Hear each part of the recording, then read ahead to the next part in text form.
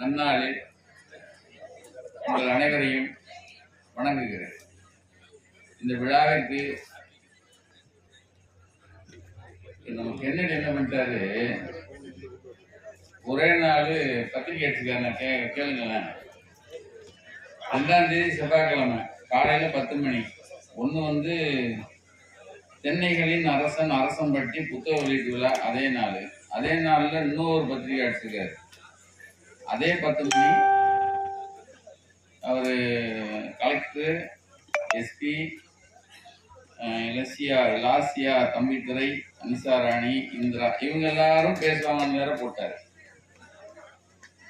எனக்கு குழம்பிட்டேன். ஒரு 10 மணிக்கு 2 இடத்துல எப்படி கூட்டம் நடத்த போறாரு அப்படின்னு எனக்கு ஒரு டவுட் இருந்தது.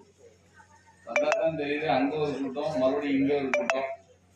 ஏன்னா அந்த ஆர்வம் இருக்குல்ல, அதாவது ஒரு மனுஷன் எல்லாரையும் கௌரவ வைக்கணும், எல்லாரையும் வர வைக்கணும், எல்லாரையும் பேச வைக்கணும், எல்லாருக்கும் நல்ல பேர் எடுக்கணும் அப்படிங்கிற அந்த ஆர்வம், அதுதான் இந்த இவ்வளவு பெரிய நல்ல உள்ளங்கள் கூடினதுக்கான சாட்சி. அது அதாவது ஐயன் திருவள்ளுவர் ஒரு குறள் சொல்வாரு, குடி செய்வல் எனும் ஒருவருக்கு தெய்வம் மனிதற்று தான் முன்தூறும் அப்படின்னு ஒரு பொருள். அதாவது தெய்வம் எப்பயுமே பார்த்துக்கிட்டே இருக்கும், எல்லாருக்கும் உடனே செஞ்சிடாரு. அதாவது அரசம்பட்டி தேங்காய் இன்னும் வெளியே வரல, பேர் கிடைக்கல அப்படிங்கிறது இனி அரசம்பட்டி இன்னைக்கு தமிழகமே பேசும் அளவுக்கு இன்னைக்கு இந்த கூட்டம் நடந்திருக்கிறதுக்கும், இந்த கூட்டத்துக்கு வந்திருக்கிற மிகப்பெரிய விவசாய தோழர்கள், மிகப்பெரிய விவசாய நல்ல உள்ளங்கள், தலைவர்கள், அது இல்லாம மாவட்ட ஆட்சியர், மாவட்ட எஸ்பி, அது இல்லாம எங்க கல்லூரி டீன், தோட்டக்கலை கல்லூரியினுடைய டீன் வந்திருக்காங்க, இந்திராமா வந்திருக்காங்க. இதுக்கு முன்னாடி பேசிட்டு போன லாசியா, தம்பித்துறை, மாவட்ட கண்காணிப்பாளர் அங்கதுரை, அது இல்லாம பெரிய பெரிய அரசியல் தலைவர், விவசாயத்தின் தலைவர்கள்லாம் வந்திருக்கீங்க, பிள்ளைகள்லாம் வந்திருக்கு, விவசாயம் படிக்கிற பிள்ளைகள், தாய்மார்கள், அந்த பக்கம் இருக்கிறவங்களும் விவசாய கல்லூரியாமா, வேளாண் மாணவர்கள், பத்திரிகை சகோதரர்கள், இவ்வளவு பேரையும் இந்த ஒரு நாள் கூட்டி இவ்வளவு பெரிய ஒரு மாநாடு நடத்துறதுங்கிறது சாதாரண விஷயம் இல்லை. அப்போதான் ஐயன் திருவள்ளுவர்கிட்ட கேட்டேன், ஒத்ததறிவான் உயிர் வாழ்வான், மற்ற யான் செத்தார்கள் வைக்கப்படும், அதுக்கு என்னையா அர்த்தம் அப்படின்னு சொல்லும்போது, அதில் ஒரு பேர் சொல்கிறேன், அதான் நீ எழுது அப்படின்னா ஒரு பேர் சொன்னார். இல்லையா, அவர் நல்லா தானே இருக்காரு. இல்லைடா, இவன் செத்தவன் லிஸ்ட்டில் வருவான். ஏன்னா தான் மாத்திரம் நல்லா இருந்து மற்றவனை வாழ விடாமல் பண்ணுறான் பாரு, அவன்லாம் செத்தவன் லிஸ்ட்டில் வருவான். அப்போ உயிர்லவன் யார், மனுஷன் யார் அப்படின்னு கேட்கும்போது, தான் மாத்திரம் வாழ்ந்து தன்னை சார்ந்தவர்களையும் வாழ வைக்கிறான் பாரு, அவன் தாண்டா மனுஷனா வாழ்றான். அது இயற்கையா இருக்கட்டும், தென்னையா இருக்கட்டும், இதை வச்சு மக்களுக்கு ஒரு தன்னை அர்ப்பணிச்சு வேலை பார்க்குறான் பாரு, இவங்க எல்லாமே மனுஷங்க லிஸ்ட்ல வருவாங்க. அந்த வகையில இத்தனை மனிதர்களை கூடி இவ்வளவு பெரிய வைபவம். நான் கூட சொன்னேன், இப்போ புத்தக வெளியிட்டு விழான்னா ஒரு 4 பேர் கூட்டு கொண்டாடிட்டு அனுப்பிடுவாங்க. ஆனா ஒரு இருக்கிற எல்லாருக்கும் புத்தகம் கொடுக்கணுங்கிற ஒரு ஆர்வம் இருக்கு பாருங்க, அதுவே ஒரு பெரிய விஷயம். ஏன்னா அந்த ஆர்வத்தை நான் ரொம்ப காலமா பார்க்குறேன். என் தம்பி சுப்புடைய நண்பராக தான் எனக்கு அறிமுகமானாரு. சுப்பு யாருன்னா, நாங்கெல்லாம் ஒன்றா என்னை பார்த்தோன்னா ஒருத்தன் ஞாபகம், வீரப்பன் ஞாபகம் பார்த்தீங்களா, அதோட போனவன் என் கூட ஒருத்தன் தான் இருக்கான். நாங்களாம் ஒரு டீமாக போனோம். அவன் தான் முத வீரப்பனை பார்த்தவன் அவன் தான். அப்ப அவனுக்கு ஃப்ரெண்டு இவரு, அது நம்ம கென்னடி. அப்போ அரசம்பட்டி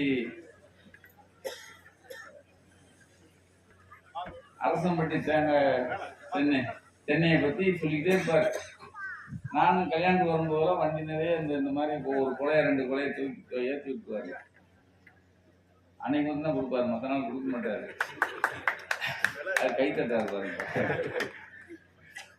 என்ன மனுஷனுக்கு அல்ப புத்தி இருக்குல்ல, ரெகுலராக அந்த அரசு முட்டி தேங்காய் வந்தால் நல்லது தானே நினைப்போம். இப்பயும் நாற்பது எங்கள் டீன் சொன்னாங்கல்ல, 181 மில்லியன் தேங்காய் இங்கே தமிழ்நாட்டில் இருந்து மொத்தம். அதை விட முக்கியம், இந்த நாடுக்கு அதுக்கு அவ்வளவு பவர் இருக்கு வெளிநாடுகளில், அதுக்கு அவ்வளவு வரவேற்பு இருக்குன்னு சொன்னாங்க. ஆனால் அது ஒருங்கிணைக்கிறதுக்கு ஒரு நமக்கு ஒரு சின்ன ஒரு ஒரு நல்ல செய்தி என்னன்னா, நான் கட்சி சார்பற்று சொல்றேன், இப்போ துணை ஜனாதிபதியாக தேர்ந்தெடுக்கப்பட போகிற ராதாகிருஷ்ணன் வந்து நார் சங்கத்துக்கு அவர் தான் தலைவராக இருந்தார். தமிழ்நாடு நார் காயருக்கு ஆல் இந்தியா அளவில் அவர் தான் காயர் போர்டுல தலைவராக இருந்தார். ஆக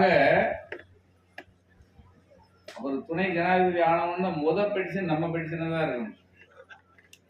அது நான் கட்சிக்காக சொல்லல, அந்த துறையில இருந்த ஒருத்தர் இந்த பதவிக்கு வரப்போறாரு. ஏன்னா அவங்க கூட்டி கழிச்சு பார்த்தா அவங்களுக்கு தான் ஓட்டு ஜாஸ்தியா இருக்கு. அதனால நம்ம வந்து நான் பிஜேபியா பேசுறேன், கூட்டி கழிச்சு பார்த்தா அவங்க ஓட்டு ஜாஸ்தியா இருக்கு. ஒருவேளை வராம போனா வேற விஷயம், வந்துட்டா முதல் பெட்டிஷன் தமிழ்நாட்டில இருந்து இந்த விவசாய சங்கம் சார்பாக எல்லாரும் ஒருங்கிணைந்து தென்னை நார் தேங்காய் நாருக்காக அவங்க போய் பெட்டிஷன் கொடுக்கணும். அதுக்கு என்ன ஏற்பாடோ நான் பின்னாடி இருந்து செய்யறேன். எனக்கு அந்த வேலையை நான் பார்த்துக்கிறேன் அப்படியே. ஏன்னா சென்னையில நான் ஒரு இயல்பா நான் ஒரு ஆர்டிஸ்ட், பிள்ளைகளுக்குலாம் தெரியும். இப்ப இந்த பிள்ளைகளை வந்து முதல்ல படம் போட சொன்னா நம்ம தென்னை மரத்து தான் போவோம். ஏன்னா ஈஸி, ரொம்ப ஈஸி. ஒரு மரம் மாதிரி ஒன்று போட்டு 2 பக்கம் கிளையை போட்டு கொஞ்சம் ரவுண்டா போட்டோம்னா தேங்காய் வந்துடும். முதல் நான் படம் வரைய ஆரம்பிச்சதே தேங்காயில இருந்து தென்னை மரத்துல இருந்து தான் ஆரம்பிச்சேன். நீங்க ஓவியத்திலையும் சரி, ஒரு மரம் தன்னை அர்ப்பணிச்சு அதுக்கு வந்து முழுமையா தன்னை ஒரு மரம் அர்ப்பணிச்சுக்குதுன்னா அது தென்னை தான். அதாவது முழுமையா எதுவுமே உங்களுக்கு அது என்ன தேவையில்லைன்னு போட தேவையில்லை. அதை விட முக்கியம், இப்போ எங்கேயாவது தோட்டம் வச்சு மரம் இறக்குறோம், மற்ற இடங்கள்ல நீங்க இந்த கழிவு நீரை கூட அதில் தான் விடுவோம், கைகள் தண்ணியா விடுவாங்க.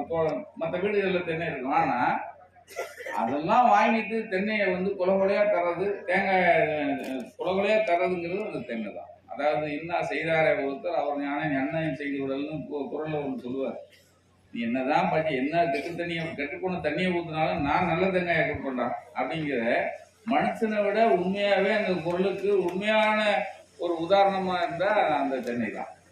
அப்போ அந்த தென்னைய ஒரு நம்ம ஓப்பனிங்ல எடுத்தோன்னு முன்னுரையில சொல்லுவார் நம்ம அணில் தாவா மரம் 1000 இருந்தால் அரசனுக்கு சமம் அப்படின்னு அந்த புத்தகத்துல பாத்தீங்கன்னா எடுத்த உடனே ஃபர்ஸ்ட் பேஜ்ல முன்னுரையில எடுத்த உடனே அந்த வரி போட்டுருப்பாரு. அணில் தாவா மரம் 1000 இருந்தால் அரசனுக்கு சமம். உங்களுக்கு எத்தனை மரம் இருக்கு?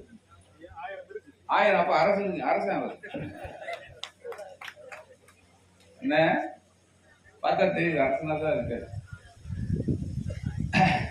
ஆக தென்னைக்கு இப்படி ஒரு மவுஸ் இருக்குங்கிறது, நீங்க எனக்கு இந்த புத்தகம் அடிக்கிறதுக்கு ஆர்வம் வந்ததே அதான். ஒரு மனுஷன், அதாவது இது பழங்கால இலக்கியத்துல இருந்தும் தென்னைக்கு என்ன சொல்லியிருக்காங்க, சங்க இலக்கிய பேரு தென்னை இலக்கியம். குறிஞ்சிப்பாட்டில் கபிலர் தாளையை, அதாவது குறிஞ்சிப்பாட்டில் என்ன தென்னையை பத்தி சொல்லியிருக்காங்கிறதையும் அவர் வந்து ஆராய்ச்சி பண்ணி எழுதியிருக்காரு. உண்மையிலேயே மெனக்கெட்டிருக்காரு. ரொம்ப சந்தோஷமான விஷயம். ஒரு தென்னைக்கு இவ்வளவு டீட்டெயிலோட வந்த புத்தகம் இதான் நினைக்கிறேன் நான். அப்போ அந்த ஆர்வம் தான் நான் என்னைய உங்க முன்னாடி வந்து நான் வந்து பேச வந்ததுக்கு காரணம். ஏன்னா கன்னடியை நான் எப்படி பார்ப்பேன்னா, இந்த ஒரு அரசன் வந்து பெரிய பெரிய அரண்மனை, அதுக்குள்ள ஒரு எலி வந்து உள்ள பூந்துருச்சு. அப்ப எலியை பிடிக்கிறதுக்கு அரசன் வந்து அந்த எலியை பிடிங்கிறாங்கிறாரு. மந்திரி என்னென்னமோ பூனையெல்லாம் எடுத்து வர்றாரு. அப்ப அந்த இளவரசன் வரான். எனக்கு தெரிஞ்ச பாரசீக பூனை ஒண்ணு இருக்கு, அதை நான் கொண்டு வந்து நான் பிடிக்கிறேன் பார் அப்படின்னு சொல்லி பாரசீக பூனையெல்லாம் கொண்டு வந்திருக்காரு. யாரு? இளவரசன். பாரசீக பூனை வந்தது, அதுவும் பிடிக்கல, அதுவும் தோத்துச்சு. இதை பார்த்துட்டே இருந்த ஒரு காவலாளி, ஐயா அனுமதிச்சிங்கன்னா நான் ஒரு எங்க பூனையை வச்சு பிடிக்க வாருங்கன்ற உடனே மந்திரி திட்டுறான். ஆனா இதை பார்த்துட்டு இருந்த இளவரசி அந்த அம்மா பார்க்குது, ஏங்க அவன் தான் காவலாளி ஏதோ சொல்றாரு, ஏன் நீங்க அவரை திட்டுறீங்க? இல்ல இல்ல, அவன் பூனையை வச்சு பிடிக்கிறாங்கிறான், அது நமக்கு அது எப்படி நம்ம பாரசீக பூனையே பிடிக்க முடியலன்னா அந்த எலியை இதுவும் எப்படி பிடிப்பாங்க அப்படின்னு இது நக்கலா பேசுறாரு. அப்ப அந்த அம்மா சொல்லுது, ஏங்க ஒரு வாய்ப்பு கொடுங்களேன். அப்ப சரியா காலைல வந்து பிடிச்சி பிடிக்கலன்னா உன்னை வந்து சிரச்சேதம் செய்வேன்னு இவர் சட்டம் போறாரு. யாரு? அது வந்துதான் அவர் காலையில பூனை எடுத்துறாரு. சரி சரி கொண்டு வந்துட்டியா, விட்டு தொலைங்க அப்படின்னு பிடிச்ச 10 செகண்ட்ல எலியோட வந்துச்சு. அப்போ மந்திரி ஆச்சரியப்படுறான். அரசன் கேட்கிறாரு, எப்படி ஆகும் பூனை மொத்தம் இத்தனை நாள் அலைஞ்சி எங்களுக்கு ஆட்டம் காட்டின எலியை பிடிச்சிடணும்னு? இல்லை இல்லை, என் பூனை பசியில் இருந்தது, வேற எந்த காரணமும் இல்லை. பசியில் இருக்கிற பூனை தான் எலியை பிடிக்கும். பாரசீக பூனை கொழுத்து போய் இருக்கிற பூனை எப்படி பிடிக்கும்? அந்த பசியில் இருக்கிற பூனையை பிடிச்சவங்க தான் நம்ம கேனட். இப்ப இவ்வளவு வேற ஒன்று திரட்டுங்கிறது சாதாரண விஷயம் இல்லை. நீங்க எத்தனை அமைப்புகள் இருக்காங்க. இப்ப தோழர் வந்து எனக்கு சொல்லும்போது சொன்னார், என்கிட்ட இவ்வளவு சங்கத்தில் இவ்வளவு மெம்பர், இன்னும் 2-3 பெரிய சங்க தலைவர்கள்லாம் என்கிட்ட வந்து பேசினாங்க. உண்மையிலே பெரிய விஷயம் தான் இவ்வளவு பேர் ஒன்று சேர்ந்து. ஆனா உங்க எல்லாருக்கும் இப்ப சொல்ற மாதிரி வந்து விலை கிடைக்குதா, சொல்ற மாதிரி விவசாயிகளுக்கு எல்லாம் கிடைக்குதான்னா அது உண்மையிலேயே அது வந்து யாருமே ஒத்துக்க மாட்டான், நானும் ஒத்துக்க மாட்டேன், யாரும் ஒத்துக்க மாட்டாங்க. அப்ப இதுக்கு என்ன வாழ்க்கை, இதுக்கு என்ன வழி? இதுதான் இந்த மாநாடு, இதுல எடுக்கிற தீர்மானம், இதுல எடுக்கிறத நீங்க வந்து உங்களோட இருந்து இது வந்து அரசுல பெரிய இடங்கள் இருக்கிறவங்களுக்கு கொண்டு போற வேலையை நான் செய்யறேன். அந்த வேலையை நம்ம செய்வோம். அதே மாதிரி நான் முதல்ல சொன்ன மாதிரி நீங்க முதல்ல ஐயா ராதாகிருஷ்ணன் அவர்களை வந்தோன்னா பார்க்க வேண்டிய வேலையை நம்ம ஏற்பாடு பண்ணுவோம். மற்றபடிக்கு தென்னை விவசாயிகளுக்கு என்ன செய்யணும் அப்படிங்கிறத நீங்க சொன்னீங்கன்னா நக்கீரன் நின்று உங்க கூடயே இருக்கும் அப்படிங்கிறத சொல்லி இந்த அரிய வாய்ப்புக்கு நன்றி கூறுகிறேன். புத்தகம் எல்லாரும் கொடுத்துட்டு இருக்கோம். அப்போ